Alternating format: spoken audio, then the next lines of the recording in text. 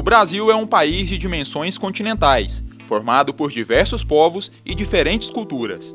Reconhecer e valorizar essa diversidade é o primeiro passo para a construção de uma sociedade mais justa e harmônica. Identidades culturais, étnicas e raciais brasileiras é o tema de hoje do Viver Ciência. A cultura é patrimônio importante de um povo. Ela resulta dos conhecimentos, crenças e costumes compartilhados entre as pessoas de um lugar de geração em geração. No Brasil, constituído por diferentes povos, a cultura também se apresenta de modo plural. Inicialmente, a gente tem os povos indígenas aqui no Brasil e a gente tem os povos negros, africanos que foram escravizados, a gente tem os povos europeus que vieram para cá, que são diversos povos africanos com culturas diferentes, diversos povos europeus. Então, na verdade, isso não houve uma miscigenação, pensando culturalmente. Não existe essa miscigenação de fato. A gente tem culturas diferenciadas. Apesar do povo brasileiro ser um mosaico étnico, dois fatores determinam sua unidade: a predominância da língua portuguesa e da religião cristã. Mas as manifestações culturais existentes no país ultrapassam esses limites. Lá fora, por exemplo, pensamos fora do Brasil. Eles não vão entender o Brasil como as diversas manifestações culturais que a gente tem. Eles vão ouvir falar de samba. Mas é o samba predominante em todos os lugares? Não é. Então, quando a gente está aqui dentro do território brasileiro, a gente consegue perceber que os povos são diferentes, as culturas são diferentes, pensando culturalmente, né? A gente tem grande diferenciação entre as pessoas de lugar para lugar. O Brasil é enorme, né? Então, quando a gente vai de um extremo ao outro do Brasil, a gente vê uma diferença gigantesca. Essas diferenças podem ser observadas aqui mesmo em Goiânia. Apesar da força da música sertaneja, diversos estilos musicais são apreciados na cidade. As casas de pagode, que são super frequentadas, o cenário do rock, que é forte pra caramba, o próprio afoxé, que acontece no setor Pedro Ludovico, também, que é uma passeata, né, cantada. O afoxé, a gente tem o desfile das escolas de samba de Goiânia, que acontece no Carnaval. Então a gente vai ter inúmeras manifestações culturais no território goianiense. Isso eu estou falando do território goianiense. Se a gente expandir para o Brasil, a gente tem mais ainda.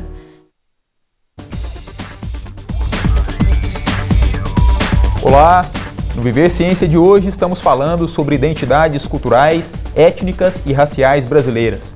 Os nossos convidados são os doutores em Geografia e professores da UFG, Egmar Felício Chaveiro e Maria Geralda de Almeida. Bem-vindos ao Viver Ciência, professores. É um prazer falar com vocês e dialogar com a professora Maria Geralda sobre esse tema importante, atualizado e que provoca em nós um aumento de nossa consciência de brasilidade. Bom, então vamos começar o nosso bate-papo respondendo as perguntas do público. Vamos ver a primeira pergunta na tela. Meu nome é Dijane Amaral, eu gostaria de saber qual é a etnia predominante no Brasil. Muito bem, Edilene. O Brasil tem em torno de 305 etnias, conforme o último censo do IBGE. É um país que fala mais de 200 línguas. Originalmente, nós temos uma formação étnica baseada em 3 troncos. Nós temos em torno de 90 milhões de pessoas brancas, 96 milhões de pessoas negras, classificadas também como parda. Nós temos em torno de 2 milhões de asiáticos e temos em torno de 856 mil povos indígenas. Isso quer dizer que a predominância do Brasil é negra. Nós podemos, posteriormente, estender o entendimento dessa composição. Ok, próxima pergunta na tela. Meu nome é Urmezindo Neres. Eu gostaria de saber se o nome correto é afrodescendente ou posso chamar de negro ou preto. Professora Geralda. A sua pergunta ela é curiosa e reflete também o que são algumas dúvidas que o povo geralmente tem. Desde que foi falado a respeito das cotas afirmativas e a questão de usar o termo correto ou de que falar de alguém chamá-lo de preto ou negro, isso aí era uma questão grave, né? Pode incorrer até num crime. Há um receio sobre qual o uso da expressão correta. Na realidade, você falar afrodescendente ou então falar se é negro ou preto, isso aí fica à livre vontade. Não considero como grave usar uma expressão indevidamente. Ok, mais uma pergunta? Meu nome é Luciano Ávila. Eu gostaria de saber se no Brasil as cotas raciais somam ou não. Então, professora Geralda, que avaliação que a senhora faz das cotas raciais? As cotas raciais, elas foram criadas como uma maneira de nós minimizarmos uma questão social e também econômica, considerando que o povo negro sempre foi, de certa forma, considerado como segunda categoria, minimizado, menos valorizado. Por isso, foram criadas as cotas.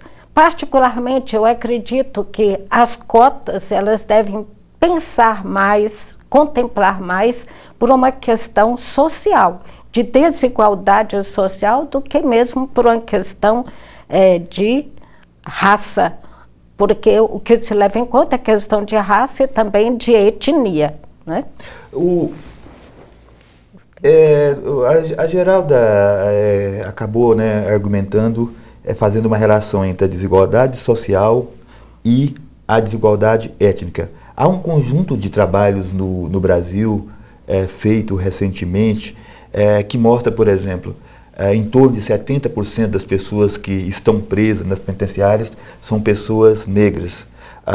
Houve pesquisa que vão confirmar que em torno de 70% das empregadas domésticas são negras. Por outro caso, no sistema jurídico são poucos juízes negros.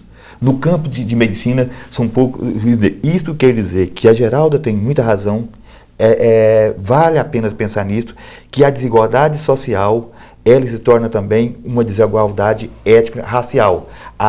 É como se dissesse que a classe social no Brasil ela tem uma segregação étnico-racial também.